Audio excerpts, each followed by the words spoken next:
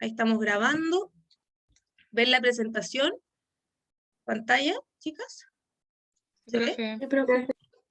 Perfecto. Entonces, vamos a iniciar este día revisando la unidad 2 y el subtema que son los principios y generalidades de la administración parenteral. Eso es lo que vamos a partir revisando. Los resultados de aprendizaje que obviamente están relacionados con el programa de la asignatura. Y vamos a partir con un tema muy importante que tiene que ver con los 6 correctos, ¿cierto? Que se utilizaban antes 5 correctos, ahora se agregó un correcto más, ¿cierto? 6 correctos de la administración de medicamentos. Esto decía, ¿cierto?, que tenía que ser el paciente correcto, la hora correcta, la medicación correcta, dosis correcta, la vía correcta de administración y la dilución correcta. ¿Ya? Eran los 6 correctos que se utilizaban y que son como los básicos de administración de medicamentos. ¿Ya? Pero también aparecieron, ¿cierto?, ahora actualmente los 10 correctos. Estos se separan en 2 partes. Ya primero vamos a hablar de los correctos en la preparación y en una segunda parte de la administración. Entonces, para esto, en la preparación, los 10 correctos parten con que sea el medicamento correcto, que sea la reconstitución o dilución, ¿cierto?, o dilución correcta, la indicación y dosis correcta, la vía de ADMON significa vía de administración, hora de administración. Eso es con respecto a preparar. Y luego, en el administrar, tiene que ver con que sea el paciente correcto, que le informe a mi paciente, que tenga una velocidad de administración adecuada, que yo registre y haga un seguimiento de cómo le hizo, ¿cierto?, esta administración de medicamentos a mi paciente. ¿Ok? ¿Qué más? También se van a incorporar en esta parte de administración de medicamentos los 4 yo de la administración, y esto, entre los 10 correctos y los 4 yo, a ustedes no se les puede olvidar cada vez que vayan a realizar un procedimiento que tenga que ver con administración, ¿ya? En esto tiene que ver con los 4 yo, que es yo preparo, el más importante, o sea, yo jamás voy a administrar un medicamento que a mí me digan, tome, ahí está la dipirona preparada, en suelo fisiológico. Jamás, chiquillas, eso les tiene que quedar muy claro, porque ha pasado, y con estudiantes también, que si yo como estudiante no estoy viendo, o como matrón menos todavía, qué es lo que se está preparando, cómo se cargó y cómo se hizo la dilución, yo no lo puedo administrar, porque estoy corriendo un riesgo de que administre un medicamento que no corresponda, o que no se haya diluido correctamente, o que no era la vía de administración. Por lo tanto, súper claro. Yo preparo, yo administro, yo registro y yo respondo, porque eso es lo que va a pasar. Cuando yo pongo un medicamento, si no era el medicamento correcto, o si le daba un shock alérgico, o no se hizo la dilución, o se puso por la vía que no era la correcta, el directamente responsable es el que administró el medicamento. Entonces, eso hay que tenerlo súper claro. Y lo segundo que yo siempre agrego, aparte de los 4 yo, es que a ustedes no se les puede olvidar de ahora en adelante siempre consultar por el tema de las alergias. Si el médico le pudo haber indicado y pudo haber estado incluso registrado en ficha que el paciente era alérgico a la dipirona, si yo no me preocupé de revisar la ficha por un lado y en segunda instancia de preguntarle al paciente, porque puede que llenaron toda la ficha, pero nadie le preguntó al paciente si era alérgico a algún medicamento. ¿Ya? Entonces, siempre, antes de administrar el medicamento, cuando lo voy a preparar, ¿usted es alérgico a algún medicamento? ¿Ha tenido algún problema? Vamos a ver, ojo, que más adelante hay vacunas que no se pueden poner con alergias alimentarias, como alergias al huevo, por ejemplo. Entonces, tengo que tener muy claro todo eso y hacer una buena valoración. Eso es lo importante, ¿ok? ¿Qué más? Un recordatorio de las vías de administración que nosotros igual repasamos el año pasado cuando vimos las vías naturales, ¿cierto? Acuérdense que está la vía oral, la vía sublingual, que es una vía enteral, ¿ya? Además está la vía parenteral, que aquí se divide en 2, en intradérmica o hipodérmica. Aquí se tienen que acordar, ¿cierto?, de las capas de la piel. Dentro de la vía hipodérmica está principalmente la vía subcutánea, la vía intramuscular y la vía intravenosa, que es lo que más vamos a revisar hoy en esta presentación. Y también tenemos la vía respiratoria y la vía tópica. Y en la vía tópica están casi todas las otras vías de administración, que es oftálmica, nasal, ótica, vaginal, rectal, dérmica, que también las revisamos en las últimas clases del año pasado. Por lo tanto, yo las invito a que las vuelvan a repasar porque las necesitamos para el APB y para los talleres, ¿ya? Un dato importante es que yo les había puesto acá con asterisco la vía hipodérmica porque vamos a ver principalmente esas 3 vías que son las más comunes y las básicas para el paciente adulto. Pero además, dentro de la vía parenteral, se puede subdividir en la vía intravascular y en la vía extravascular, si yo quisiera hacer como una subdivisión como mucho más específica. Dentro de la vía intravascular está la vía intraarterial, ¿ya? Está la vía intracardíaca y la vía intravenosa. Eso es importante. Entonces, la intravenosa es la que más usamos nosotros. La intracardíaca se utiliza en procedimientos específicos, generalmente vía de administración médica, a no ser que tenga un catéter venoso central el paciente, y la intraarterial, que también no es tan común de uso, nosotros por lo menos en ginecobstetricia y neonatología.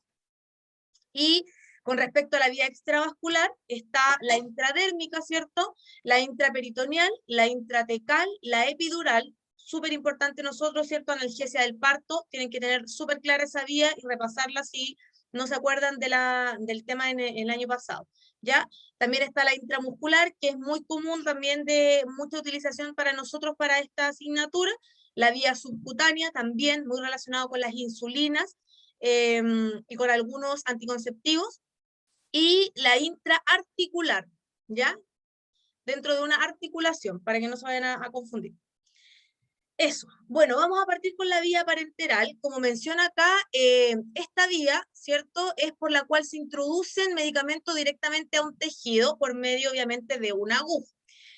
Tiene además algunos procedimientos científicos, ¿cierto?, que son principalmente tres, que tiene que ver con que hay principios científicos psicológicos, con algunos principios anatómicos y otros farmacológicos, ¿ya?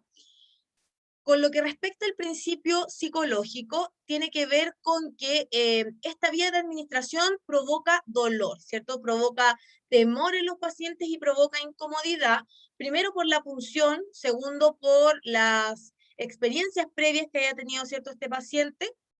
Por lo tanto, tengo que ser muy responsable y muy respetuoso, perdón, de lo que me dice este paciente con respecto a lo que siente con esta vía de administración, ¿ya? También hay temas anatómicos que tienen que ver con que la fibra muscular se contrae y se relaja voluntariamente, y en algunos casos también un poco involuntariamente relacionado con el sistema nervioso y con el miedo que pueda tener este paciente a esta vía. Y otro principio anatómico es que la corriente sanguínea es la vía de difusión más rápida. Cuando haya una urgencia médica, lo que nosotros primero tenemos que pensar es que el paciente tiene que tener una vía. ¿Por qué? Porque vía sanguínea, ¿cierto?, o intravenosa es lo más rápido que va a haber biodisponibilidad del medicamento. Entonces aquí hay que empezar a ajustar algunos temas también con farmacología, que vamos a revisar también, o vamos a pedir repaso y estudio en esos temas de farmacología, ya si es que no están tan claros algunos conceptos. Y luego tiene que ver con los temas farmacológicos, con que la intensidad de la absorción del medicamento administrado, ¿cierto?, independiente de la vía, depende de la solubilidad, de la preparación y del riego sanguíneo de la zona correspondiente.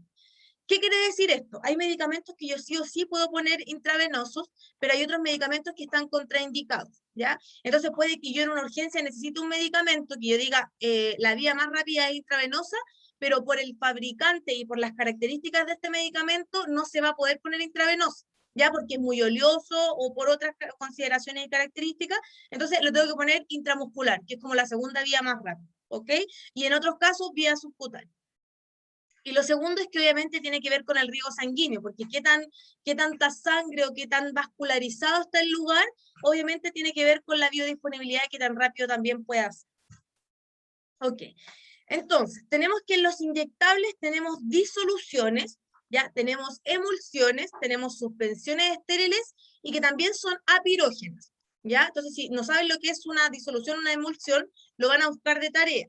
Si tienen dudas con respecto a las tareas que vamos a ir dejando, ustedes me preguntan en la próxima clase, ¿ya? Y ¿cuál es la utilidad de estos inyectables, cierto? Se utiliza en casos de urgencia, ya lo mencionamos. Los principios activos no se suelen absorber por la mucosa gastrointestinal, por eso se ponen intravenosos, ¿ya? El principio activo es degradado o inactivado a nivel gastrointestinal, por eso en algunos casos el fabricante dice, este medicamento no se puede poner por vía oral o no se administra vía oral, como por ejemplo la insulina, porque si no se degrada y no funciona el medicamento o el principio activo, ¿ok? Y también en algunos casos, ¿cierto?, el efecto de primer paso hepático es muy elevado y no permite alcanzar niveles terapéuticos adecuados. Si ustedes repasan, o si no, no tienen muy claro esta parte del primer paso hepático, y segundo paso hepático, lo van a revisar. Tiene que ver, ¿cierto?, con cuántas veces se metaboliza en el hígado un medicamento o una sustancia, porque puede ser desde un alimento hasta muchas otras cosas. Entonces, cuando no hay que hacer primer paso hepático porque se va a degradar, se administra por otra vía, ya para que también lo puedan revisar. Los inyectables también tienen ciertos requerimientos. Entre eso está la limpidez, que es la ausencia de partículas en suspensión detectables mediante controles ópticos. Ustedes se van a dar cuenta que cuando uno va a poner un medicamento, ¿cierto? Ya aparte, cuando toma la ampolla, uno la mira. Y uno mirando la ampolla, si llega a ver algo flotando, ¿cierto? Porque en realidad no vamos a saber qué es específicamente, dentro de la ampolla yo la tengo que desechar e informar. Eso es muy importante. Ya no la puedo utilizar porque no la puedo administrar endovenosa. Después tiene que tener neutralidad, que tiene que ver con el pH del organismo, ¿cierto? Ahí recordamos en cuánto oscila el pH, y que obviamente es recomendable regular los preparados alrededor de este valor. Por eso es que hay algunos medicamentos que no se administran directo endovenoso, a no ser que hagamos una disolución, ¿cierto? O que le agreguemos suero fisiológico o agua bidestilada. ¿Por qué? Porque son muy irritables y no mantienen el pH, entonces van a causar una dificultad en este paciente en esta administración.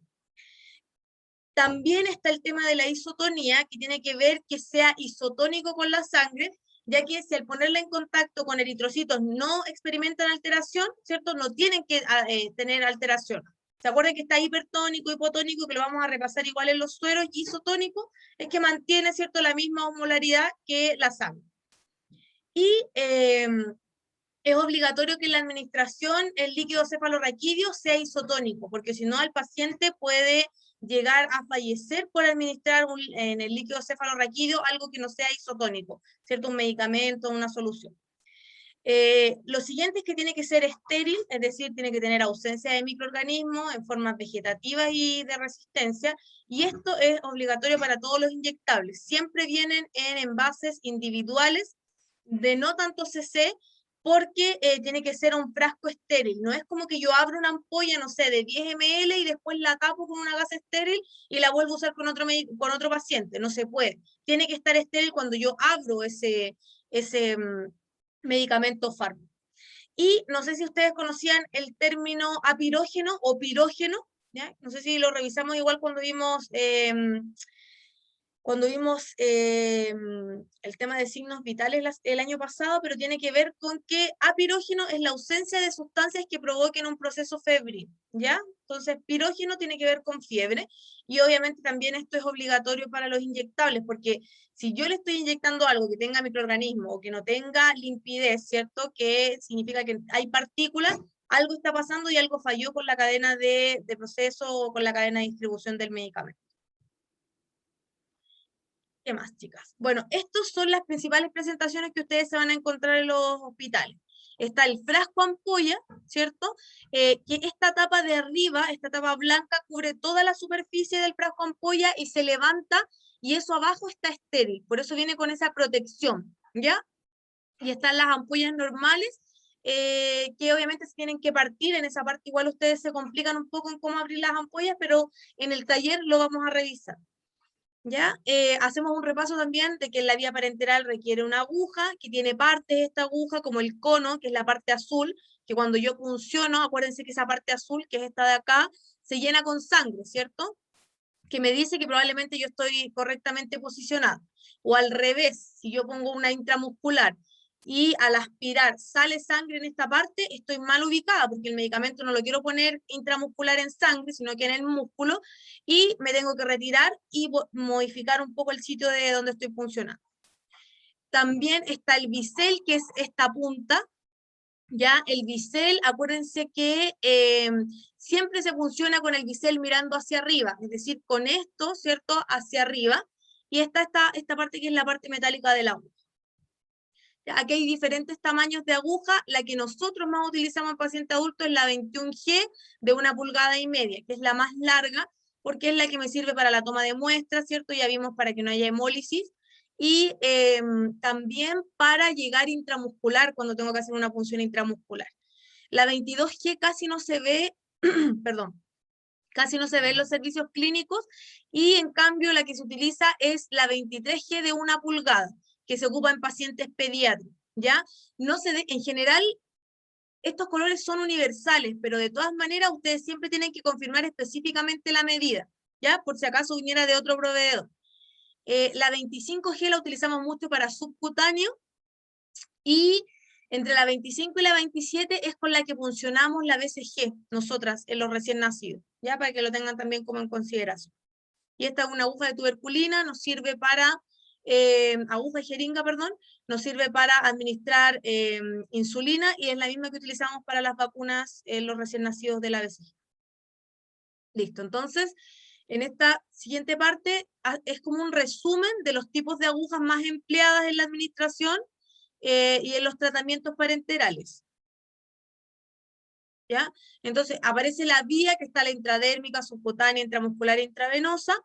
Aparece la longitud, ¿cierto? El calibre, el bisel y el color del cono. Pero como les digo, esto es simplemente como un cuadro resumen, pero de todas maneras, este tema del color del cono ustedes siempre lo tienen que revisar, y en realidad lo que a ustedes les importa es la vía y el calibre. Eso es lo más importante. ¿Ya? Y también aquí sale cuáles son los tipos de agujas, las agujas de carga, que en general es la rosada, pero en general nosotros usamos igual la de cono verde, la 21G. ¿Ya? Eso. Y otro dato en general es que las agujas, en general en Chile, el calibre va en números ímpares en las agujas, que es un dato. O sea, nosotros usamos el 21G, el 23G, el 25G en las agujas. ¿Ya? Y acá también podría incorporar, hay números pares, porque tendría que ver con las vías. Las vías venosas sí van en números pares, acá en Chile por lo menos. Eso. Vamos a ver los usos más comunes de la vía parenteral también, ¿cierto? Tenemos la vía intradérmica, donde el uso más común es en pruebas cutáneas, ¿cierto? En el paciente adulto, para administrar anestésicos locales, y nosotras, matronería para la vacuna BCG, que es el procedimiento de excelencia. De hecho, es más, la vía de administración intradérmica, nosotros vamos a ver la del paciente adulto, que se pone generalmente en el antebrazo, ¿ya? Pero también yo les voy a mostrar unos videos de cómo se administra la vacuna BCG, porque cambia un poco la ejecución del procedimiento, ¿ya? Porque obviamente estoy funcionando a un recién nacido que se mueve, tengo que fijar de forma distinta la aguja, etc. Luego tenemos la vía subcutánea para las insulinas, las heparinas, ¿cierto? Para algunas vacunas y otros fármacos en general, que son los que mencionan ahí. Y también tenemos la vía intramuscular, que también es muy común para las vacunas, para otros fármacos, ¿cierto? Como analgésicos, antiinflamatorios, antibióticos, etc. Y luego de la vía intravenosa, ¿cierto? En la vía intravenosa son para medicación de urgencia. Si hay un paro, si hay alguien que esté en un shock, esta es la vía que vamos a utilizar. Y también para múltiples fármacos que son para diluir en suero. Si lo tengo que administrar rápido o lo tengo que administrar lento, también lo puedo utilizar en sueros dependiendo del matraz y la cantidad de cc, etc. Entonces, la vía más común es la intramuscular, que es como por excelencia. Después nos pasamos a la vía intravenosa, que es como para pacientes más complejos, y luego viene la vía subcutánea, y en último lugar la vía intradérmica. ¿Ok? Acá también hay un resumen del ángulo de la aguja para los distintos tipos de administraciones. En el intramuscular dijimos que usábamos la 21G de 1,5 pulgadas en ángulo de 90 grados. Eso significa que está el lugar donde voy a funcionar y me voy derecho. Si es acá en el brazo, me voy derecho de esta forma, ¿ya? Pero es a 90 grados. En subcutáneo, 45 grados. ¿Por qué? Porque tiene que ver con las capas, ¿cierto? Y dónde quiero llegar y administrar.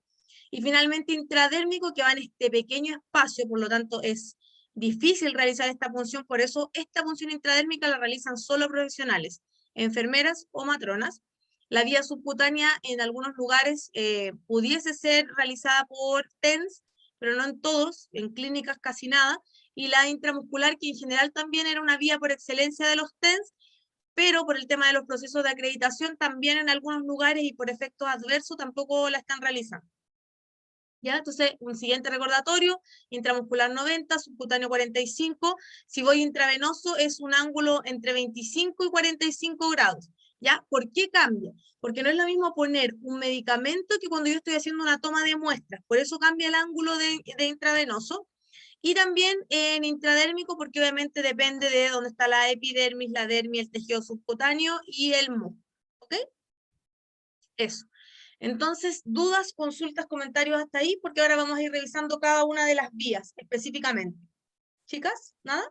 Ya, entonces, la primera vía es la vía intradérmica, en donde la administración, ¿cierto?, a este paciente del fármaco es debajo de la piel, que es en la dermis, con fines diagnósticos generalmente en el paciente adulto, ¿ya? En el paciente adulto, porque en el caso de la vacuna, para nosotros en neonatología sería terapéutico, ¿ya? Entonces, ¿qué pasa? Cuando yo funciono, como dice acá, la aguja va paralela a la piel y con el bisel hacia arriba, ¿ya? Y se hace una pápula, porque estoy como separando este espacio entre la epidermis y la dermis, ¿cierto? En este espacio de la epidermis estoy administrando, entonces hago como un espacio. Y esto es otro dato súper importante, las zonas en las que se puede administrar, ¿cierto? Lo vamos a revisar, pero es en el antebrazo, ¿cierto? En la parte de arriba del pecho, en la parte de arriba de los hombros. ¿Ya? Otro dato importante es que la vía intradérmica es de absorción lenta. Dos cosas. Ustedes obviamente no se van a acordar cuando le pusieron la BCG porque estaban recién nacidas. Nadie se va a acordar, pero esta vía, como separa esa capa de la piel, es extremadamente dolorosa, chiquillas. Cuando yo estudié, todavía no podíamos funcionar entre nosotras. Entonces nos pusimos como haciendo las veces de BCG y uno siente casi como que te estuvieran clavando algo así, a mí se me imaginó como que me estuviesen enterrando, no sé, un cuchillo en el brazo, así que para que sepan que al recién nacido le duele mucho esta vía, ¿ya? ¿Por qué? Porque estoy separando las capas de la piel, me queda esa pápula que es la que hace que a mí me duela, ¿cierto? Y se activen los sensores de dolor, y lo segundo es que se absorbe lento, por lo tanto aparte va a quedar marcada la pápula y cuesta que se absorba finalmente. Y como ya dijimos, se usan anestésicos, vacunas y en pruebas de sensibilización o alergias. Y otro dato que jamás se les puede olvidar, y por eso está en rojo, es que yo puedo administrar por esta vía solo 0,1 ml, nunca más. Nunca más que 0,1 ml. ¿Por qué? Porque si no voy a romper la capa de piel y en vez de quedar en la epidermis, ¿cierto? Se va a romper esta capa y va a quedar en la dermis. Y que no es lo adecuado, obviamente. Y así que nunca se les puede olvidar.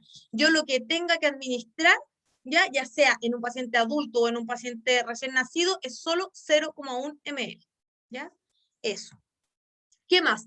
Repasamos las zonas de punción en la cara anterior del antebrazo, a 4 traveses de dedo por encima de la flexura de la muñeca y 2 por debajo de la flexura del codo, y es la más utilizada en adultos, ¿ya? Entonces, devolvamos. 4 traveses, ¿cierto? Por encima de la muñeca, 2 por debajo del codo, que es acá, ¿ya? Entonces, acuérdense. 4 y 2, y es en este lugar principalmente donde se puede administrar, lo más común en el paciente adulto. La segunda vía es la parte superior del hombro, ¿cierto? 2 traveses de dedo desde el acromion en el recién nacido. Aquí yo les estoy dando un dato que les va a servir para NEP, ¿ya? Entonces, yo me posiciono 2 traveses de dedo desde el acromion, que yo me imagino que ustedes saben dónde está, y en esa parte, en esa zona, yo puedo funcionar. También se puede poner en la cara anterosuperior del tórax, por debajo de las clavículas, ¿cierto? Acá, y también en la parte superior de la espalda a la altura de las escápulas. ¿Ya? También se puede utilizar esa vía. Y el ángulo, acuérdense que es de 10 a 15 grados con el bisel hacia arriba. ¿Cuál es el equipo que van a utilizar? O aquí partimos con la etapa de planificación, una jeringa con aguja 25G, guantes, el frasco ampolla del fármaco o de la vacuna, algodón y alcohol al 70%. Acá hay una consideración especial. Si yo estoy poniendo un medicamento o un analgésico, voy a utilizar el alcohol. Si estoy poniendo una vacuna, yo no voy a utilizar alcohol porque inactivo, ¿cierto? El producto que puede ser un virus atenuado, etc. Y obviamente tengo que tener mi contenedor de cortopunzantes y el basurero. Otro dato importante que no se les puede olvidar es que con la aguja con la que cargo el medicamento no es la misma con la que voy a administrar, ¿cierto? Que voy a pinchar, entre comillas, a mi paciente. Y vamos a ver más adelante por qué no es la misma, y espero que con estas imágenes súper gráficas no se les olvide nunca esta parte tampoco. ¿ya? Entonces, acá dice, les vuelvo a recalcar, no olvidar que la aguja con la que cargo no es la misma con la que administro. ¿Por qué, chiquillas? Y esto lo encontré en realidad dando vueltas por internet, pero me pareció súper interesante. Esta es una aguja control, lo que ustedes tienen con un bisel nuevo, ¿cierto? Cuando yo todavía no lo voy a utilizar, la abro recién del empaque y no está utilizado. Entonces, aquí hay unas fotografías de un microscopio electrónico, ya que son realizados por una universidad en Francia, y miren, cuando yo ya pincho, ¿cierto? Un frasco ampolla, por ejemplo, una vez, miren cómo queda la punta del bisel. A lo mejor yo visualmente no lo voy a percibir, pero mi paciente que está sintiendo, ¿cierto? Porque esto es súper anatómico. La idea es que duela lo menos posible y que llegue de la mejor forma. Pero miren cuando yo ya lo he usado 2 veces para cargar, por ejemplo, 2 medicamentos, o 3 veces o 4 veces. Imagínense el dolor que le voy a causar a mi paciente para funcionarlo con esa aguja que está utilizada. ¿Ya? Así que yo espero que nunca se les olvide. Cargo con una aguja, por lo tanto tiene que estar considerada dentro de mi material, y administro con otra. Por lo tanto, cuando yo les pregunto un procedimiento, si en el APB yo les pregunto una vía de administración, ustedes tienen que llevar 2 jeringas, ¿cierto? O 2 agujas con la que cargo y con la que voy a administrar, ¿ok? Eso. El procedimiento de ejecución, primero voy a identificar a mi paciente, ¿cierto? En intradérmica, explico el procedimiento, me lavo las manos, reúno material. Me voy a la unidad del paciente, me vuelvo a lavar las manos. Aquí hay un dato, en general, antes no era tan común que se pusieran guantes de procedimiento cuando se usaba este tipo de punción, pero ahora para ustedes siempre va a ser obligatorio. Si ustedes están manipulando agujas, ustedes tienen que poner guantes de procedimiento, ¿ya? Me lavo las manos, me pongo los guantes, pongo en posición cómoda al paciente, desinfecto la zona con antiséptico. Acá se los vuelvo a poner, por lo tanto, que no les vaya a pasar cuando estén de matrona, ¿cierto? Recién llegadas a un servicio, que las manden a poner una vacuna y ustedes limpien con alcohol, chiquillas, porque si no, aparte se va a tener que informar como un evento adverso, van a creer que en realidad de conocimientos técnicos no tienen nada. Entonces, no se olviden, desinfecto solo para medicamentos y no uso antiséptico en las vacunas, sobre todo en las que son de virus vivos que están inactivos. ¿Por qué? Porque voy a matar el virus vivo y con eso la vacuna queda totalmente como que no la hubiese puesto. ¿Ok? Con la mano no dominante sujeto la zona de inyección, estirando la piel con los dedos pulgar e índice. ¿Ya? Inserto la jeringa con el bisel hacia arriba en ángulo de 10 a 15 grados y introduzco a 3 milímetros por debajo de la dermis, más o menos. Inyecto lentamente la sustancia hasta que se forme la pápula. Una vez inyectada toda la sustancia, me retiro lentamente, ¿cierto?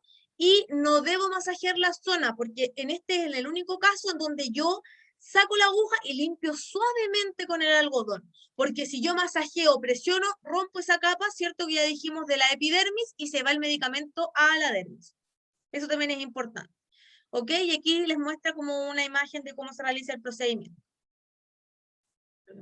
Ahí, ¿ya? Entonces ahí está, ángulo de 10 a 15, casi a ras de piel, ¿ya? Ahí inyectó muy poquito, si ustedes ven, está el bisel un poquito más adentro acá, y está iniciándose la pápula, y esta es la pápula que todos tenemos marcado, ¿cierto?, en el brazo, por la vacuna BCG. Esa es la pápula que no hay que tocar ni masajear, ¿ya? Por lo tanto, si no se formó la pápula, es porque no la puse en el lugar adecuado. Y aquí también, lo más común en paciente adulto, introduzco el ángulo, guantes, ¿cierto? Inicia el procedimiento, empiezo a ver si es que está en la pápula o no, y ahí se está iniciando la formación de pápula, y ahí también. Y ahí pueden ver que está muy marcadita la pápula en realidad. En nuestros pacientitos neonatales, ¿cierto? Si a ustedes les gusta la neonatología, lo van a empezar a ver en tercer año, pero yo igual se los repaso. Nosotros cambiamos la ejecución. ¿Por qué? Porque nosotros funcionamos, pero no estiramos como en el paciente adulto, porque este paciente se va a mover. Entonces, primero le bajamos la ropita o el pilucho, ¿cierto? Para que le trate de inmovilizar. No sé si ven las flechas, chiquillas, esta parte, ¿se ve la flecha? Ya, en esta parte nosotros corremos, ¿cierto?, el peluchito o la ropa para que le ayude a firmar el brazo de este recién nacido, ¿ya? Lo segundo que hacemos, miren, ustedes si ven, yo estoy tomando la aguja entre mis dedos. Eso es un dato súper importante. ¿Por qué? Porque yo inmovilizo con mis 2 dedos y estiro la piel así. Funciono, ¿cierto? Acá funciono y afirmo el cono de la aguja. Y ahí empiezo a administrar. Eso es lo distinto cómo se realiza en un recién nacido, ¿ya? Que lo van a averiguar más adelante, así que no hay problema. Yo les dejé en el aula 3 videos de administración intradérmica, también les dejé una función de BCG que es solo informativa para que ustedes la vayan teniendo como entre sus registros para que los puedan revisar cuando finalicemos la clase. ¿Profe? ¿Dudas, consultas? Dígame. ¿Y qué pasa si se va para la dermis? ¿Qué puede generar o no pasa nada? En general, lo que pasa es que no es la vía de administración del medicamento, ya no es la vía adecuada, pero no se vuelve a funcionar. O sea, si funcionaron una BCG y no quedó en epidermis, se deja así nomás, lamentablemente, ¿ya? No sabemos qué tan efectivo probablemente pueda ser el medicamento por otra vía de administración. Eso. No sé, chicas, si con eso respondo su consulta. ¿Pero Sí, tendría el gracias, mismo profe. efecto? En teoría se dice que sí, en la BCG estoy hablando yo por lo menos, en teoría se dice que sí porque no se vuelve a funcionar, ¿ya? Pero así como que haya un 100% de certeza, no, porque no es la vía correcta de administración, pero de todas formas después hay refuerzos de esta misma vacuna, entonces no hay problema. En teoría se mantendría como el efecto, pero no es la vía adecuada, no es lo que dice el fabricante, ya por lo tanto probablemente igual pueda haber una menor biodisponibilidad del producto. Eso, chicas, no sé si hay dudas o consultas aparte, ¿no? Ya. Nos vamos entonces con la vía hipodérmica. Bueno, esta vía hipodérmica ya dijimos que vamos a revisar las 3 principales, que es la intramuscular. Profe, Dígame. disculpe que la Neri pregunta por el chat si puede explicar lo de no poner antiséptico en virus, porque no alcanza a escuchar. Ay, a ver, espérenme. Ya, perfecto. Gracias, Anaís, no había visto Yaneri. Lo que pasa es que cuando nosotros hacemos la ejecución, ¿cierto? Si estamos poniendo una vacuna, y pasa para las vacunas intradérmicas como también para las vacunas intramusculares. Yo, en el caso de que, supongamos que estoy poniendo la vacuna BCG, pongo cómodo a mi paciente, como ya dijimos, por el peluchito, ¿cierto? Y no desinfecto la zona con alcohol, sino que solamente le paso el algodón seco. Si mi paciente estuviera muy sucio, ¿cierto? Un paciente en situación de calle, como no puedo aseptizar con alcohol, lo que yo tendría que hacer es lavar la zona.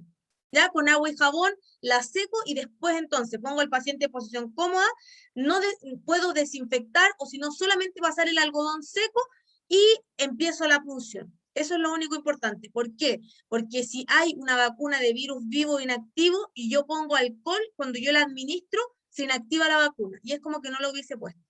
Entonces, acuérdense, en la ejecución pongo a mi paciente en posición cómoda, limpio con el algodón seco, no aplico antiséptico y administro y punción. Aquí hay datos importantes porque claramente voy a tener que yo haberme hecho un buen lavado de manos, ¿cierto? Tratar de no contaminar la zona porque no estoy aseptizando. Ya eso es importante. Por eso les digo, si está la zona sucia, supongamos que nos ha pasado un recién nacido que venga, que fue un parto en domicilio de una madre, no sé, consumidora, que vive en un campamento, a veces vienen hasta con las mismas secciones del parto cuando hay alguna situación y lo llevan al hospital. Entonces, en ese caso es mejor lavar la zona. ¿Ya? No sé si con eso, Neri, queda como clara esa parte.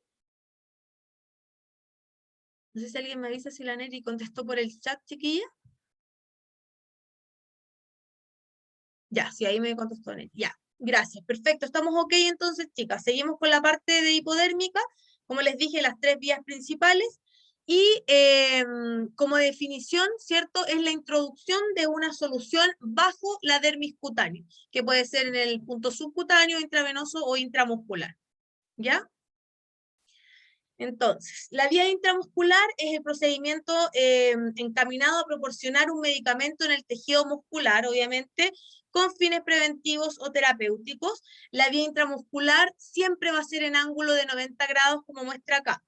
Si yo estoy funcionando un glúteo, el ángulo de 90 es derecho, ¿cierto? Hacia abajo. Si estoy en un brazo, el ángulo de 90 es derecho acá. Es que con el lugar de punción, yo tengo que formar el ángulo de 90 grados. Y obviamente es para que llegue al músculo como muestra acá la imagen. La vía de administración intramuscular igual es rápida y nos sirve mucho para los medicamentos que no se pueden poner intravenoso por las características de este medicamento, ¿ya? sirve para soluciones acuosas y también sirve para sustancias oleosas que tienen una administración o una absorción más lenta y que son muy irritables para la vía endovenosa, por lo tanto no las puedo poner por esta vía. La velocidad de absorción va a depender del riego sanguíneo, ¿cierto?, del lugar de la inyección. Por eso intramuscular, el lugar como más utilizado siempre va a ser en la zona glútea que vamos a revisar, y obviamente también tiene que ver con las características físico-químicas del preparado, ¿ya? La administración de fármacos que por su escasa biodisponibilidad o porque causan irritación, no se pueden administrar por otras vías como la penicilina, la testosterona, siempre la vía de administración va a ser intramuscular, ¿ya? Que es como más resistente a esta vía. ¿Qué va a favorecer la absorción en esta vía? Es que la zona esté bien irrigada, ¿cierto? Ya dijimos ahí deltoide, el vasto, el glúteo. También podemos hacer en esta vía, sí podemos hacer masajes en la zona. Cuando funcionan, a lo mejor a ustedes les va a haber pasado que uno con el mismo algodón como que soba esa parte. No tiene que ver con el dolor que le provocó al paciente, sino que estoy haciendo que mi medicamento, ¿cierto?, se vaya expandiendo por la fibra muscular, ¿ya? En algunos casos se adicionan hialuronidasas que favorecen la penetración, pero no es lo común. Lo común es que se administre el medicamento solo. También en algunos casos se administran vasodilatadores, pero también es para fármacos muy específicos. Y un dato importante es que disminuye la absorción de esta vía intramuscular la formación de soluciones muy viscosas, de soluciones muy oleosas, ¿cierto? O también de los preparados de depósito o liberación prolongada. Nosotros tenemos algunos anticonceptivos que se administran por esta vía, la Novafen, ¿cierto? Entonces, en ese caso se habla de depósitos de liberación prolongada. Y también se puede adicionar vasoconstrictores como la adrenalina, que también, como es un vasoconstrictor, hace que también disminuya la absorción, ¿ya? Algunas precauciones es que podemos lesionar vasos sanguíneos y nervios. Eso es súper importante. Antes, ¿cierto? Antiguamente era muy común que por la vía de administración en glúteo se pasaba a llevar el nervio ciático, ¿ya? Eso es muy raro ahora, casi no se ve, pero antes sí ocurría, ¿ya? Entonces, como dice ahí, puede aparecer parálisis del nervio ciático, o sea, si ustedes llegan a funcionar el nervio ciático es porque no se posicionaron bien, yo no debería llegar ni siquiera cerca del nervio ciático, ¿ya? Le voy a provocar un dolor, pero terrible a mi paciente que se va a mantener por años con él, ¿cierto? Cuando no hago una buena administración en el glúteo, puede ocurrir en algunos casos también hematomas, si yo presioné muy fuerte el émbolo, entonces las fibras musculares no se alcanza a ir diluyendo el medicamento, entonces quedan como separando la fibra muscular y por eso queda como el hematoma, endurecimientos, infecciones, shock anafiláctico, ¿ya? Yo creía que esto de los hematomas o endurecimientos no era tan común, pero fíjense que haciendo la práctica de las niñas de segundo, como en el año 2019, nos tocó ver el caso de varios pacientes que llegaban con hematomas y también que llegaba el medicamento encapsulado. Entonces, eso significa que la persona que funcionó, o sea, funcionó y apretó con toda fuerza el émbolo, ¿cierto? No esperó que el medicamento fuera pasando la fibra muscular y por eso queda, ¿cierto?, esta como endurecimiento y en realidad el medicamento nunca se absorbió porque se encapsuló y es un dolor y hay que sajar esa área, entonces abrirla con un bisturí. Así que ojo igual con eso, tomarse su tiempo adecuado, ¿ya? ¿Qué otra cosa? Infecciones, shock anafiláctico, obviamente si no pregunté las alergias. Este dato es importante. Junto con preguntar si el paciente es alérgico, qué experiencia ha tenido con las otras administraciones, hay que tener súper claro que la vía intramuscular en general está contraindicada para pacientes con tratamiento de anticoagulante. ¿Por qué? Porque le puedo causar una hemorragia a mi paciente. ¿Ya? Eso es un dato súper importante. Si hay un paciente que usa tratamiento anticoagulante y le indicaron una administración intramuscular, yo, matrona, o como TEN, si es que fuera TEN, yo voy donde el médico y le pido que me dé un documento firmado o que me haga una autorización de que efectivamente él le está indicando, pese a que yo le estoy diciendo, doctor, este paciente toma anticoagulante, porque puede ser en algunos casos que el médico me diga, sí, hay que ponerle intramuscular igual porque no hay otra vía. Pero hay otros casos que a lo mejor nos va a decir, probemos a lo mejor con vía oral o veamos otra vía, ya incluso la intravenosa más que la intramuscular, ¿ok? como dice acá, puede ocasionar hematomas importantes y también en los casos de insuficiencia circulatoria, cuando se pretenda, ¿cierto?, una actuación de urgencia, tampoco sería lo más adecuado utilizar. ¿Ya? Los sitios para puncionar, que los vamos a ver, están en la imagen, el deltoide, ¿cierto?, el recto anterior, el vasto lateral, el glúteo mayor y menor, y también hay una punción que se llama ventroglútea, que casi no se utiliza, chiquillas. Lo que más nosotros vamos a utilizar es el glúteo mayor y menor. En segundo ámbito, el deltoide, por las vacunas.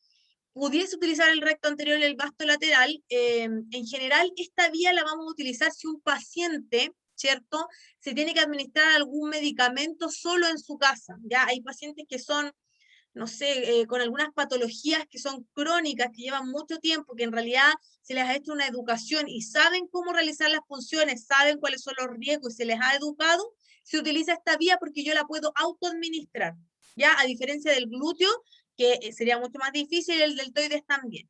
Y la zona ventroglútea es difícil de que yo tenga la certeza de que estoy específicamente en zona ventroglútea. Entonces, como esta punción intramuscular generalmente es de los TENS, es que si yo tuviese que funcionar ventroglúteamente, lo haría probablemente un profesional y aparte agotando todas las otras instancias, más que la zona ventroglútea, ¿ya? Y otro dato importante es que también en los adultos mayores o muy enflaquecidos o en los pacientes pediátricos o principalmente se ocupa el recto anterior y el vasto lateral, más que el glúteo, ¿ya? Porque como el paciente está enflaquecido, a ustedes no les ha tocado ver, pero cuando nosotros íbamos también a práctica en segundo, cuando nos íbamos a la parte de curaciones, habían pacientes que llegaban en muy malas condiciones, de hogares, o pacientes que llevaban mucho tiempo postrados, por lo tanto estaban con úlceras, por lo tanto el glúteo no se ocupa, pediátricos y pacientes enflaquecidos se ocupa el recto anterior y el vasto lateral, que es acá, en la pierna. Y en nuestro caso, en los recién nacidos, la vía intramuscular de excelencia es el deltoides, porque el glúteo, ¿cierto?, no está tan desarrollado, es deltoides y recto anterior y vasto lateral, ¿ok? Por un tema de desarrollo. Listo. Acá hay unas imágenes, ¿cierto?, de cómo yo tendría que hacer la división del glúteo para funcionar. Yo les quiero mostrar estas imágenes porque, si ustedes se acuerdan de anatomía, esta división antes siempre nos decían, ¿ya? Bueno, cuando vayan a funcionar, divido el glúteo en 4 y funciono, ¿cierto?, en esta zona achurada. Yo les quiero contar que por esta parte, que no sé si ven mi puntero, aproximadamente por esa zona pasa el nervio ciático. Voy a repetir, ¿cierto? Desde esta parte, ¿cierto?, hacia acá abajo, más o menos pasa el nervio ciático. Por lo tanto, esa zona achurada no es la más adecuada para funcionar, ya que ustedes lo van a encontrar probablemente mucho dando vueltas por internet. Entonces yo acá les puse con una estrellita que ustedes, ¿cierto? Acá marcan la cresta ilíaca, ¿ya? Es súper importante eso, está la cresta ilíaca, ese siempre tiene que ser mi parámetro de referencia.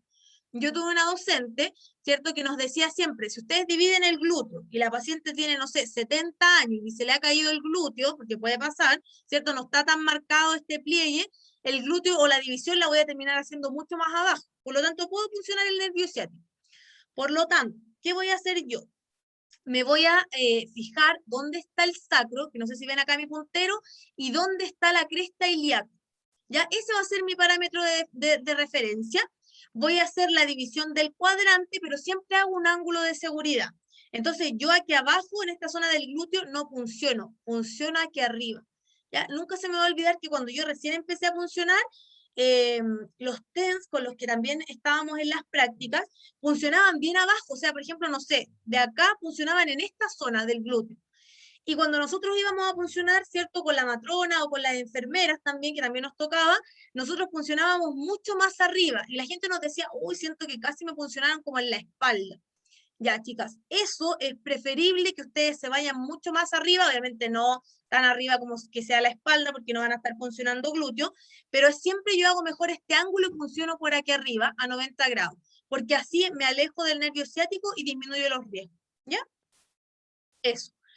Entonces, acá yo les hago un repaso muy cortito, en realidad, de imágenes de la parte de anatomía. ¿Por qué? Miren, esta imagen de acá abajo con la estrellita verde es súper importante, porque acá está la cresta ilíaca. Acuérdense que la cresta ilíaca es un parámetro de referencia, porque aunque el paciente tenga 80 años, va a seguir con la cresta ilíaca donde mismo.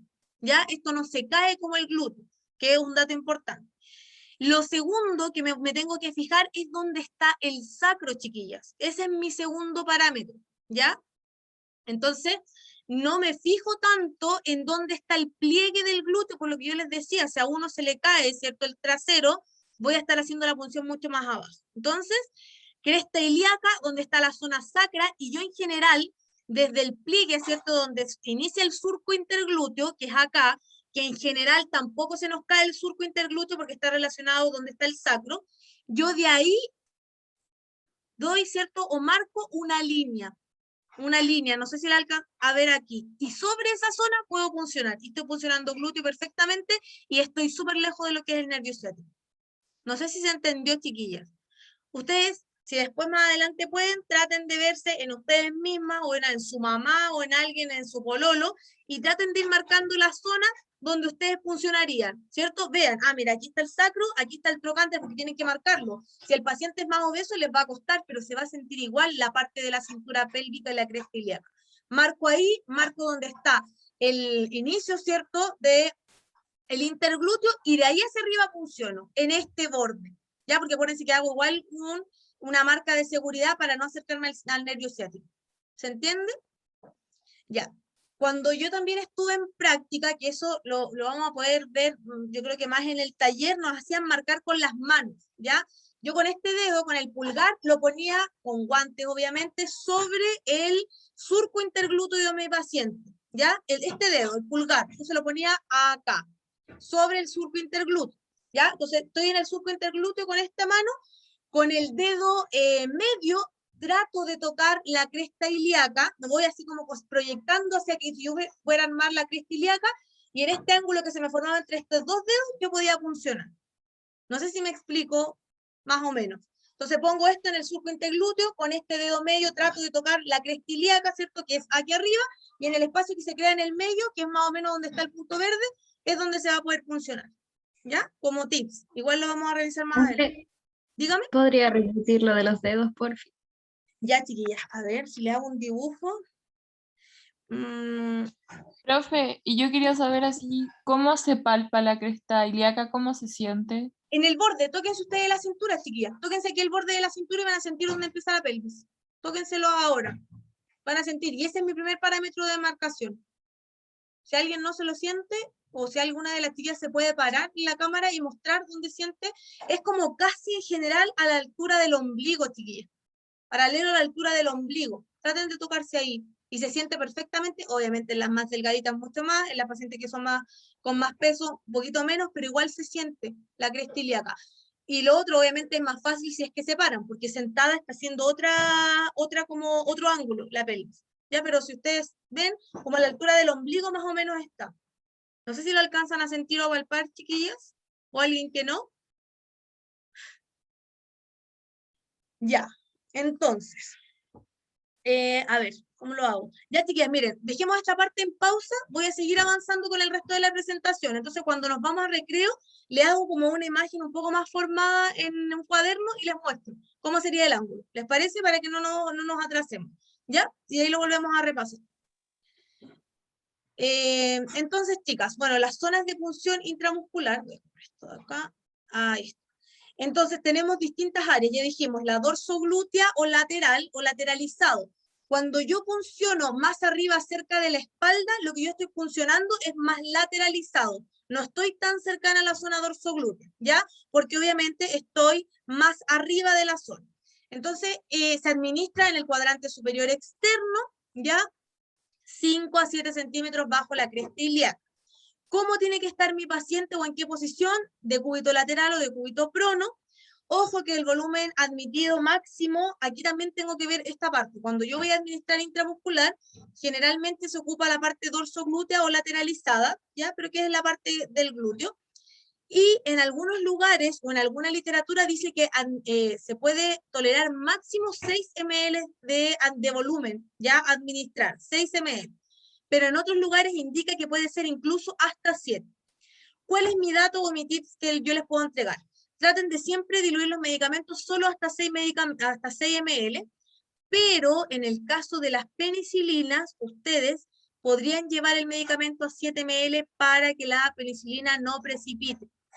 Nos pasó con algunas de sus compañeras, íbamos a puncionar, estaba la aguja tapada, y les va a pasar, tiene que ser súper, súper rápido, entre que yo preparo, cargo y voy a administrar, porque si no se cristaliza la parte de la aguja, y yo por más que apriete el émbolo, no va a pasar el medicamento. Entonces, en este caso, como tips, es que ustedes pudiesen llevarlo a 7 ml, porque mientras más líquido tiene ese medicamento que viene en polvo liofilizado, más fácil va a ser la administración. No lo podría llevar a 8. ¿Ya? ¿Por qué? Porque ya si me paso de los 7 ml, lo que voy a provocar en las fibras musculares es que voy a romper las fibras musculares. Eso también es otro dato, ¿ya? ¿Qué precaución tengo que tener? El nervio ciático. No puedo funcionar el nervio ciático. Y aparte de eso, tengo que evitarla en niños menores de 3 años porque no está correctamente desarrollada.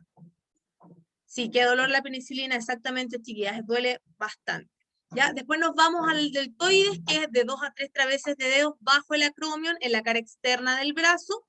La posición del paciente es prácticamente todas. Ojo acá, el volumen máximo que yo puedo poner en deltoides son 2 ml. ¿Ya? Dato importante también. ¿Qué precaución tengo que tener? El nervio radial. Sería difícil hacer una punción a no ser que ustedes no se hayan posicionado bien en el acromion. ¿Ya? Que después les voy a mostrar unas imágenes para que ustedes vean cuando los procedimientos no se realizan bien y porque hay que estudiarse esta materia y sabérsela, pero así al callo, chiquillas, ¿ya? La zona ventroglútea, yo por lo menos en mis años que llevo siendo matrona jamás la he utilizado, ¿ya? Porque como les digo, tiende a ser poco segura porque no es una vía que se utilice normalmente, ¿ya? Entonces, ¿cómo yo tendría que medir para saber que estoy en zona ventroglútea y funcional? Ahí en entre paréntesis dice, aplicaremos nuestra mano, la contraria a la pierna que vamos a pinchar, sobre el trocánter mayor del fémur, de modo que la punta del dedo índice quede sobre el relieve de la espina ilíaca, que es lo que está mostrando acá, ¿ya? Acá. Antero superior y la punta del dedo medio sobre el relieve de la cresta ilíaca, acá, ¿cierto? Sobre la punta del, ya. Entonces, de la espina ilíaca antero-superior y la punta del dedo medio sobre el relieve de la cresta ilíaca postero-superior, formando un ángulo de 25 grados. Ese es el lugar idóneo para, ¿cierto? A la altura de los nudillos, ahí, por aquí entre medio, es que yo pueda realizar esta punción. Mi paciente puede estar de cúbito lateral, supino, la ventroglútea, ¿cierto? La zona ventroglútea admite hasta 5 ml y puede ser una vía de elección en mayores de 3 años, ¿ya? Pero, como yo les dije, la vía de elección más fácil y que me da más seguridad que voy a llegar a ella es el recto anterior y el vasto lateral, donde administro en el tercio medio del muslo, dato también. Mi paciente puede estar de cúbito supino o en sedestación, admite hasta 13 ml y es la vía de elección para niños menores de 3 años, ¿ya? Y también para pacientes enflaquecidos. No se olviden que el ángulo de la aguja es de 90 grados con el bisel hacia arriba. Entonces, ¿qué me interesa que ustedes tengan súper claro para el APB, para el taller? Porque acuérdense que van a tener taller de administración intramuscular la próxima semana, es el volumen, el ángulo y cuáles son las precauciones y en qué las voy a utilizar. Para mi gusto, lo que más tienen que saberse es dorsoglútea o lateralizada, la deltoides y el recto anterior y el vasto lateral. ¿Ok? Eso. Entonces, el equipo que voy a utilizar, y ya dijimos la jeringa de aguja 21G o 23G para preescolares, para escolares pequeños o pacientes ancianos desnutridos, ¿cierto? 21G, que es la de cono verde, es para el paciente adulto normal, 23G, preescolares, escolares y ancianos, porque voy a llegar igual a la vía porque está desnutrido. Guantes de procedimiento, el frasco ampolla. Acuérdense que si voy a cargar un medicamento, ¿qué me faltaría acá en los materiales o en la planificación? Otra aguja para cargar el medicamento, ¿ya? Como dijimos, el frasco ampolla o la ampolla del fármaco, no olvidar que este es otro dato, que previo a la apertura tengo que limpiar el gollete con alcohol al 70%, solo en los medicamentos, no en las vacunas, ¿ya? Entonces, aquí abajo hay ampollas de medicamentos y también pueden venir en frasco ampollas o en ampollas las vacunas. Si es una vacuna, no se limpia con alcohol porque ya dijimos que el alcohol las inactiva. Aunque la esté limpiando por fuera y haya vidrio de por medio, porque en algún momento voy a romper el vidrio y puede entrar igual alcohol. ¿Ya? Dato. Si es un medicamento, esta ampolla en esta parte de acá, ¿cierto? En esta parte de acá, no sé por qué se me devolvió. Acá. En esta parte de acá, no sé si ven, en la marca yo limpio desde acá hasta acá con un algodón con alcohol al 70%. Limpio toda la parte con la que yo voy a manipular y voy a abrir el medicamento, ¿ok?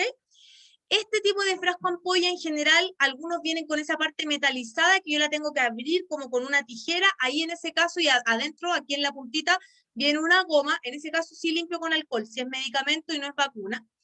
Y los frascos ampolla que ya vimos que se les saca esa tapa plástica, no se requiere, ¿ok? ¿Qué más? El contenedor de cortopunzante y el basurero, ¿ya? Y lo mismo, no olvidar que cargo con una y administro con otra, ¿ya? Les puse la imagen, aquí está.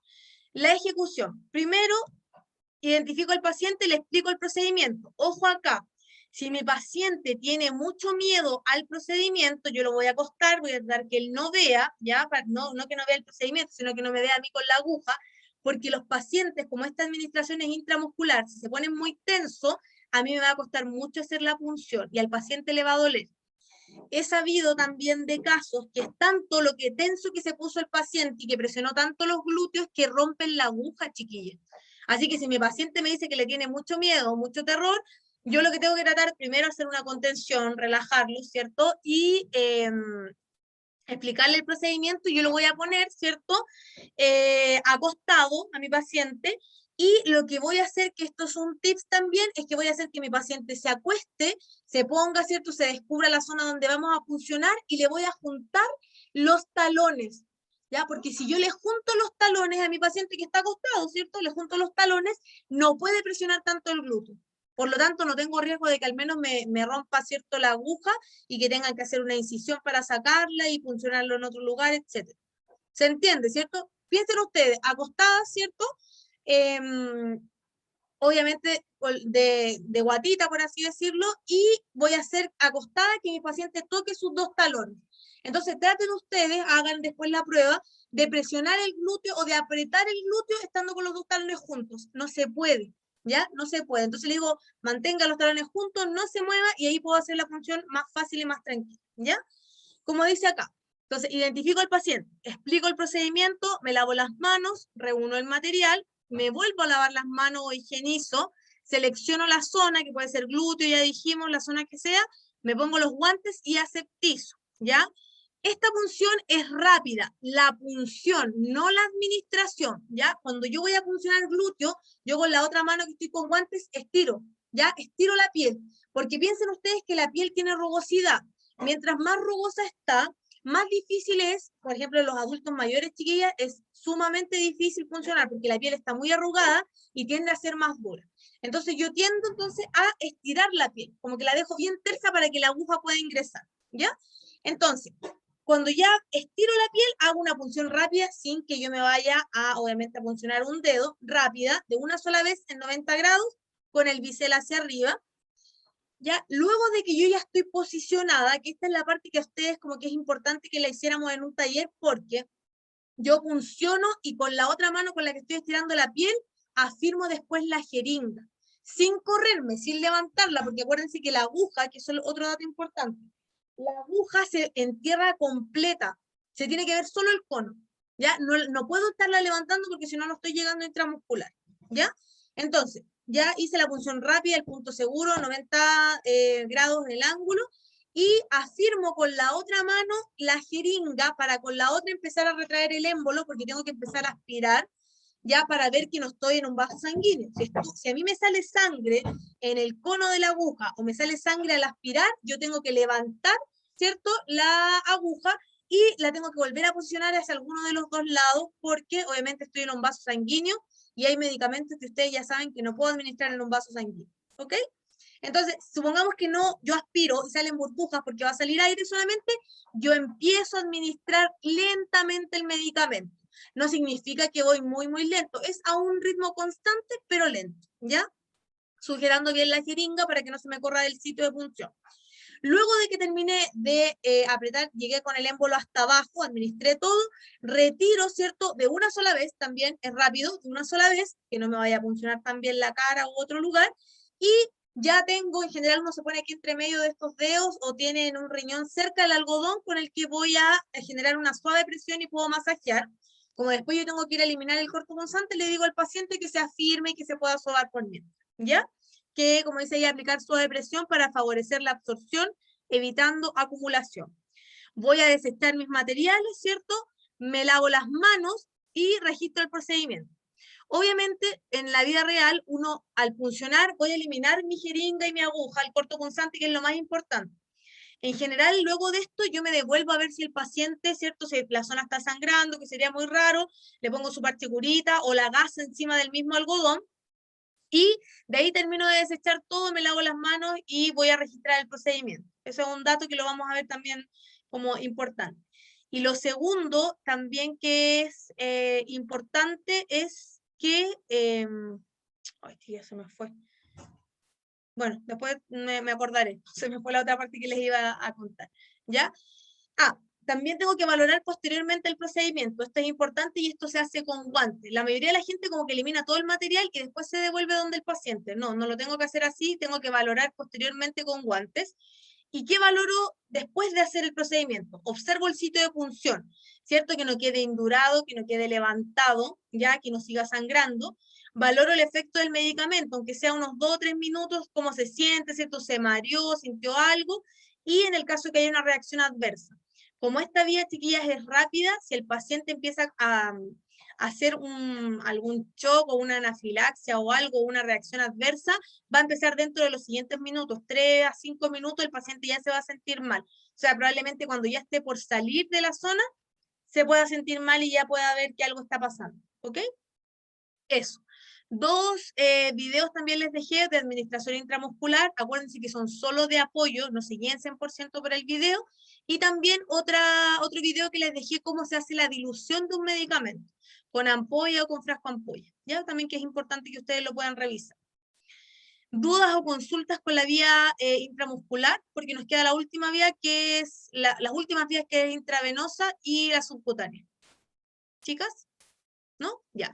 Entonces, la vía intravenosa es la introducción del medicamento mediante, obviamente, una venopunción, y esta administración va directa al torrente sanguíneo, como se aprecia acá en la imagen. ¿Ya? La vía intravenosa es de elección y de preferencia siempre para las urgencias. ¿Por qué? Porque su respuesta va a ser rápida, va a ser intensa y va a ser sistémica. Eso es importante. Por lo tanto, también aquí hay una cosa que considerar que tiene que ver con que si yo me equivoco de medicamento o le administro un medicamento erróneamente, esta vía, que es rápida e intensa y es sistémica, es igual de rápida para choquearme o incluso para que un paciente pueda fallecer, ¿ya? La administración siempre va a ser en bolo o en perfusión, que no es lo mismo. En bolo es que va el medicamento directo. No va, obviamente, si son 2 ml directo al torrente sanguíneo porque es muy irritante, sino que esos 2 ml van diluidos en 5 de suero fisiológico, por ejemplo. Y en cambio, en una perfusión es que yo pongo el medicamento en un suero, en un matraz de suero de, no sé, de 500 cc, de 250 cc o de 1000 cc. Entonces va a pasar mucho más diluido el medicamento. El lugar de administración es el antebrazo, la muñeca, la vía central para tratamientos largos, pero obviamente nosotros generalmente usamos antebrazo, ¿cierto? Muñeca, y la vía central es para pacientes de UCI. En teoría solo se pueden administrar soluciones acuosas, y esto yo siempre se los pregunto en las pruebas. Intravenoso es para soluciones acuosas, no oleosas, ¿ya? Hay algunas excepciones, pero que son muy puntuales, que tienen que ver con emulsiones lipídicas, ¿cierto? Cuando hay nutrición parenteral para vitamina K, ¿cierto? Que es una solución oleosa, y para otras, ¿cierto? Liposoma u otras soluciones oleosas o emulsiones lipídicas, ¿ya? Pero lo importante es que les quede claro, esta vía de administración es para soluciones acuosas, ¿ya? Porque obviamente si no producen irritación, ¿ya? Hay algunos principios científicos de la vía intravenosa, como ya dijimos, psicológico, anatómico y farmacológico. El psicológico tiene que ver con el estado grave de salud y la ansiedad que va a provocar. ya el anatómico con el aumento que puede ocurrir de la frecuencia cardíaca y de la presión sanguínea. Ojo que puede ser aumento o también puede ser disminución. Y el tema farmacológico que tiene que ver con ayudar a conservar el balance hidroelectrolítico que vamos a ir viendo dentro de las próximas clases. ¿Ya? Algunas precauciones es que ya dijimos no se pueden aplicar sustancias oleosas, hay que aplicarlas lentamente. Yo intravenoso en bolo, por ejemplo, que es como directo, nunca lo voy a aplicar tan rápido.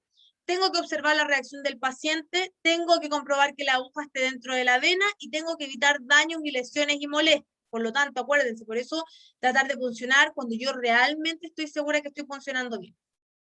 El equipo que tengo que tener, aguja, ¿cierto? Y jeringa, algodón y alcohol, tela, guantes, el frasco, la ampolla de medicamento. Acuérdense de limpiar el gollete con alcohol, solo en los medicamentos, nunca en las vacunas. Ojo que antes se usaba una tarjeta, un tarjetón o cuaderno de tratamiento. Eso ahora casi no se utiliza, ¿ya? Pero en algunos lugares ustedes todavía los van a ver, o sea, van a aplicar el medicamento no con la ficha clínica, van con esta tarjeta. Pero igual en algunos lugares ya no se usa porque si la paciente, o sea, la matrona que hizo la tarjeta se equivocó en algo del fármaco, en traspasar de la ficha a esta tarjeta, la que administró va a ser la responsable. Entonces, por eso ya casi no se ocupa. Ocupo ligadura, riñón y contenedor de material cortopunzante o basurero. El procedimiento, ¿cierto? Intravenoso en bolo. Aquí vamos a ver esta ejecución que es en bolo. Ya la próxima clase vamos a ver en detalle cada uno de los tipos de administración endovenosa.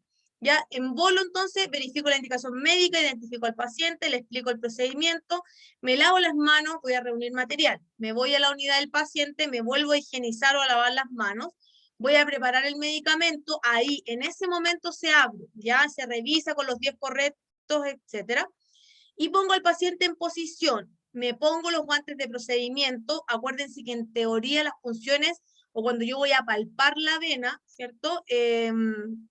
Tiene que ser con los guantes puestos. Pero si nosotros tuviéramos prácticas, hay pacientes que cuesta mucho sentirles la vena. Por lo tanto, yo a veces cuando ustedes recién están partiendo, las hago palpar primero la vena, y de ahí que se pongan los guantes, y de ahí aseptizar y todo el tema, como para que tengan una idea un poco más real a mano como desnuda, ¿ya? Seleccionar la vena significa que ya le puse, ¿cierto?, la liga a mi paciente, y se la puso supuestamente con los guantes puestos, ¿cierto? Apliqué ligadura de 10 a 15 centímetros arriba del sitio de punción, aseptizo cuando ya tengo claro cuál es la vena, con el alcohol al 70, fijo la vena, que es traccionar, como yo les enseñé, introduzco la aguja, aspiro, tiene que ser en un ángulo de menor a 45 grados, y debiese refluir sangre si yo en realidad estoy en la vena. Aquí hay un dato que está en rojo y que no se les puede olvidar porque siempre me pasaba, chiquillas, cuando íbamos a administrar medicamentos en bolos con sus compañeras, es que como están tan nerviosas y tienen que estar con la aguja fija, no se pueden mover del sitio de punción, es que nos sueltan la ligadura y eso hace que se extravase la vena, se rompe, se revienta. Entonces nunca se me puede olvidar, yo punciono, afirmo y fijo, estoy en la vena, ¿cierto? Porque sigue saliendo sangre en mi jeringa, y yo suelto la ligadura y ahí empiezo a administrar el medicamento, ¿ya? Si tengo dudas si se corrió, yo puedo ir palpando, puedo ir mirando, porque si no se va a engrosar inmediatamente la zona del sitio de punción. Y luego de eso, ¿cierto? Ya administré el medicamento, retiro la aguja con un movimiento rápido, haciendo presión con un algodón, ¿cierto? Después del retiro de la aguja. Como yo me voy a ir con la aguja y la jeringa, yo dejo el algodón y le digo a mi paciente que me ayude a presionar, ¿ya? Y sobre el algodón tengo que dejar una tela de fijación, pero acuérdense que yo tengo que haber revisado que el paciente no siga sangrando. Acuérdense de esa parte de la valoración posterior. Una vez que ya estoy clara que el paciente está bien, le puse la tela porque está todo ok, elimino el material, me lavo las manos y registro, ¿ya? Eso a grandes rasgos de la vía intravenosa porque la vamos a volver a revisar. No sé si tienen dudas o consultas porque esta es una administración intravenosa en bolo. ¿Chicas? ¿Nada? Ya, vámonos con la vía subcutánea. Entonces, la vía subcutánea es la introducción percutánea de una solución que va obviamente al tejido celular subcutáneo. Hay algunos sitios de aplicación que son la cara externa del brazo, acá, ¿cierto? Del muslo también, retroescapular, acá, suprailíaca, que es acá, o periumbilical, que obviamente cuando yo pongo las insulinas, lo que más se ocupa es la vía periumbilical, ¿ok? es parecida a la vía de administración intramuscular, solo que absorbe más lenta y menor volumen de inyectable. Eso es un dato. Y obviamente, al igual que la vía de administración intramuscular, el flujo sanguíneo que tenga la zona y las características físico-químicas del fármaco van a determinar qué tan rápido se va a absorber, ¿cierto?, este medicamento.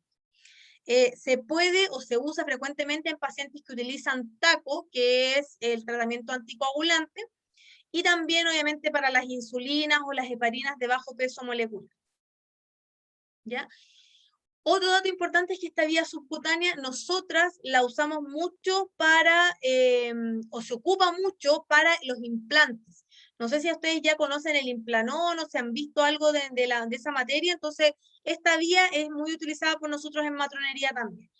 Para implantes de forma sólida, obviamente el material tiene que ser estéril, que sea biocompatible, que sea tóxico, y obviamente en donde se libera este medicamento a una velocidad constante. Y aquí está el Norplan, el Implanon NXT, entre muchos otros implantes que se pudiesen utilizar, ¿ya?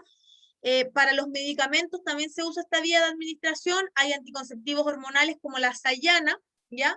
Porque que es un medicamento solamente un progestágeno puro. La Sayana es es subcutánea, y hay otra versión que es la Depoprodazone, que es el mismo anticonceptivo, progestágeno puro, pero el otro era intramuscular. ¿Por qué yo siempre se los recuerdo a los chicos acá? Porque yo en algún momento estuve haciendo reemplazo en un lugar, que no lo voy a nombrar obviamente, de matrona, estuve haciendo un reemplazo en APS. Entonces llegó una TENS a preguntarme, señorita, ¿sabe que tengo una duda? Me dijo. Yo, dígame, cuénteme qué pasó.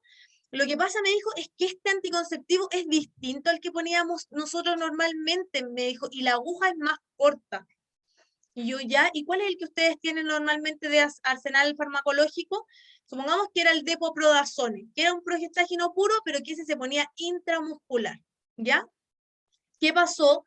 Cambió la farmacia de proveedor y no nos avisó a nosotras las matronas. Entonces cargó la Sayana como Depoprodazone. Entonces las matronas seguíamos indicando la Depoprodazone, que era intramuscular, pero en realidad el que estaba cargado ahí era la Sayana. Entonces la que dispensaba farmacia era Sayana.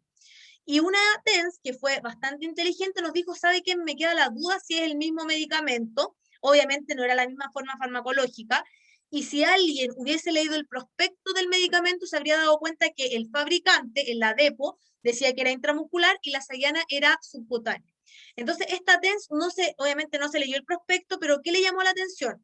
Que la Depo que había puesto, por ejemplo, no sé, hace una semana atrás, era con la aguja 21G y la Sayana venía con la aguja corta, ¿ya? Que obviamente era para inyección subcutánea. Entonces, efectivamente, estaban administrando mal el medicamento, con lo mismo que habíamos dicho, ¿cierto? De que si yo no administro por la vía del fabricante, la biodisponibilidad de un anticonceptivo, imagínense, chiquilla, iba a verse afectada. Por lo tanto, por eso yo siempre les digo, en los medicamentos, si yo tengo duda, si no me aparece en la ampolla o no me aparece en un medicamento con cómo se administra o cómo se prepara, yo me leo el prospecto del fabricante. Y aquí también les paso otro dato también importante. Entonces, ojo, anticonceptivo hormonal, ya dijimos la Sayana, pero también nos pasaba muy comúnmente con las penicilinas, chiquillas, en la vía intramuscular. Por eso les digo que ustedes tienen que saber más de farmacología y tienen que leerse los prospectos. ¿Qué pasaba? Nos pasaban una penicilina y de farmacia la mandaban con suero fisiológico. Entonces yo con mis estudiantes de segundo les decía, obviamente rápido, porque tampoco es que tengamos todo el tiempo, rápidamente, chiquillas, vean el prospecto, y ¿qué decía? El fabricante recomendaba que esa penicilina, ¿ya? Se administrara con agua bidestilada para que no precipitara. Pero de farmacia nos mandaban suero fisiológico, y por eso se nos tapaban todas las penicilinas, chiquillas. Hubo una paciente que la funcionó la estudiante una vez, la intenté funcionar yo segunda vez, yo dije, no, mejor no la sigamos funcionando, porque yo miraba la penicilina y yo no la alcanzaba a cargar y estaba precipitado. ¿Cómo sé que está precipitado? Una, porque trato de aspirar aire y obviamente no hay porque está tapado, y lo segundo es que se empieza a cristalizar. ¿Ya? Entonces le dejamos a las TENS, que eran del CEFAM donde íbamos a hacer práctica, que funcionara. Ya, tercera punción, cuarta punción, ya, cambiaba de TENS. Otra TENS, quinta, sexta, y en la séptima punción, la enfermera, que también la tuvo que funcionar 2 veces, ahí recién se le pudo administrar la penicilina a la paciente. Entonces imagínense cómo se fue con el trasero esa pobre paciente, que la tuvieron que funcionar 7 veces porque estaba con una amigdalitis purulenta súper compleja, ella se sentía muy mal, estaba con fiebre, y quería que sí o sí le pusiéramos el medicamento, y no lo podíamos poner. Entonces después, yo, como les decía, le empecé a decir a las estudiantes, ya, revisen el prospecto. ¿Y cuál era el problema? Era que esa penicilina, específicamente, era con agua bidestilada y no con suero fisiológico. Y lo que pasa normalmente es que es al revés. Todas las penicilinas en general es con suero para que no precipiten y no con agua. Entonces, por eso lo importante es que ustedes lo puedan leer, ¿ya? Que eso es como un dato aparte. Bueno, volviendo entonces, los medicamentos ya dijimos hormonales, Sayana, van vía subcutánea, algunos tratamientos de cáncer, antagonistas opiácidos, los aversivos del alcohol, los tratamientos que son como estos pellets que se dicen para los pacientes alcohólicos o los pacientes alcohólicos se ponen vía subcutánea y es como un implante, ¿ya? Y también algunos antineoplásicos también se ocupan por esta vía. El ángulo de inyección de la aguja,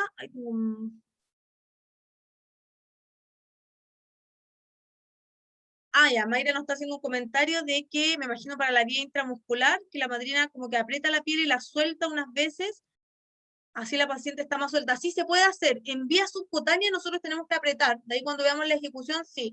Y en intramuscular, a lo mejor también se podría hacer, pero va a ser un poco más difícil, ¿ya? Entonces dice, el ángulo de la inyección de la aguja con respecto a la piel debe ser de 45 grados. Ya subcutánea se pone 45, pero ojo, acuérdense que la aguja 25G es muy pequeña, y nos empezó a tocar que obviamente, lamentablemente, cada vez hay más obesos y obesos mórbidos en el país, que los pacientes que son obesos mórbidos, para yo poder llegar al tejido subcutáneo con esas agujas pequeñas, lo tengo que poner en 90 grados, ¿ya? Pero en pacientes obesos y obviamente según el medicamento, pero lo normal es que sean 45. Y aquí otro dato importante es que la vía subcutánea, el volumen de la solución a administrar no tiene que exceder los 2 ml. O sea, yo no podría poner 3. Si tengo que poner más ml, tendría que hacer 2 funciones. ¿Ok? Eso, chicas, a ver. Entonces ahí nos muestra la piel. Y consideraciones. Como lo más común para la vía subcutánea son las insulinas, que se ponen frecuentemente y varias veces al día el paciente, siempre tengo que rotar el sitio de punción, ¿ya? Y dependiendo del medicamento administrado, puedo tener que masajear o no el sitio, ¿ya? En general, en la vía de administración subcutánea no se recomienda tanto masajear y tampoco se recomienda aplicar calor o frío local, ¿ya? Que antes se recomendaban esas cosas principalmente en la vía intramuscular. Entonces los TENS como que la utilizaban para todas las vías de administración. Entonces, ojo ahí también. Y porque ustedes también van a estar supervisando las funciones de sus TENS. Tengo que siempre observar reacciones alérgicas o posibles complicaciones, y me tengo que preocupar de los 6 correctos o 10 correctos que vimos hoy día, que se tienen que incluir en el registro del procedimiento. Algunas precauciones, ¿cierto? Tengo que evitar errores en la medicación. Las insulinas y las heparinas son medicamentos delicados. Si yo le pongo mal una dosis de insulina o de heparina a un paciente, lo puedo matar, ¿ya? Y también tengo que señalar al paciente el medicamento que vamos a administrar, verificar la dosis y la frecuencia, la vía de administración, evitar obviamente la transmisión de microorganismos y ver la caducidad del medicamento, ¿ya? Y aquí hay algunas imágenes de lo que yo les decía cuando uno se ha puncionado a un paciente diabético muchas veces, ¿ya? Algunas complicaciones al inyectarse insulina o heparina en el mismo lugar durante un tiempo prolongado causa 2 alteraciones del tejido graso. Primero, puede engrosar el tejido graso, que se llama lipodistrofia hipertrófica, que es esta imagen, o puede disminuir el tamaño en el sitio de la inyección, que es una lipodistrofia atrófica, que es como que se hunde la zona. Y eso es porque no se realizó una rotación del sitio de punción. O sea, para que lo tengan como consideración. El equipo que voy a llevar, jeringa de 2 a 5 cc, agujas 25G, 2 por lo menos, guantes, los frascos, ¿cierto? Algodón, alcohol al 70, la tarjeta o tarjetón, que ya dijimos que si se utiliza o no, pero mi recomendación cuando ustedes sean matronas es que mejor vayan directamente con la ficha clínica, porque esa ficha clínica está escrita a puño y letra del médico, del medicamento, entonces me aseguro de que nadie se equivocó en traspasar. Y obviamente el contenedor de desechos de cortopunzantes y el basurero. ¿Cómo se hace el procedimiento subcutáneo? Me lavo las manos, me pongo los guantes, selecciono la zona, el abdomen o el lugar que sea, y aseptizo si no es vacuna. Sujeto con la mano no dominante la zona, y aquí es lo que yo les decía, en intramuscular yo estiro la piel, y en subcutánea hago un rollito en la piel. Imagínense, hagan un rollito ustedes ahí en el abdomen. ¿cierto? Mantenerla sujeta, ¿cierto? E introducir la aguja con el ángulo de 45 grados y soltar la zona. Ahí dejo de firmar el rollito, aspiro, si hay sangre, retiro y me vuelvo a... No es que saco de piel la aguja. Si saco de piel la aguja, tengo que cambiar la aguja y cambiar a otra estéril. Cuando yo me retiro es como que me corro de la zona y cambio como el ángulo para otro lado, para que me vaya del vaso sanguíneo, ¿ya? Y si no sale sangre, ¿cierto? Introduzco el medicamento, retiro la aguja, limpio suavemente la zona con algodón seco. Ese es otro dato que no se los vi con el intramuscular. Yo con el algodón que limpio con el alcohol al 70% no es el mismo que yo le dejo a mi paciente para que se vaya, o con el que pongo después de sacar la aguja, porque si no el que tiene alcohol le arde a mi paciente, tiene que ser un algodón seco, ¿ya? Y solo si existe salida de sangre, ¿cierto? Lo puedo mantener, si no, después le pongo su gasita, desecho mi material, si ya revisé que no sigue sangrando, me lavo las manos y registro. Dos consideraciones de la vía subcutánea. En general, sangra muy poco. Si sangró, yo tengo que preocuparme si hay algún trastorno de la coagulación o cómo hice la punción. Y lo segundo es que hay dos clases de pacientes. Hay pacientes que la vía subcutánea les duele mucho, pero mucho, mucho, y hay otros pacientes que la vía subcutánea no les duele nada. Ya son las dos formas en que en realidad se van a poder manifestar. Un video, ¿cierto?, de la vía subcutánea para que lo puedan revisar, y la bibliografía, y estaríamos terminando ya con la primera parte, chiquillas. Espérenme que dejo de compartir pantalla, y voy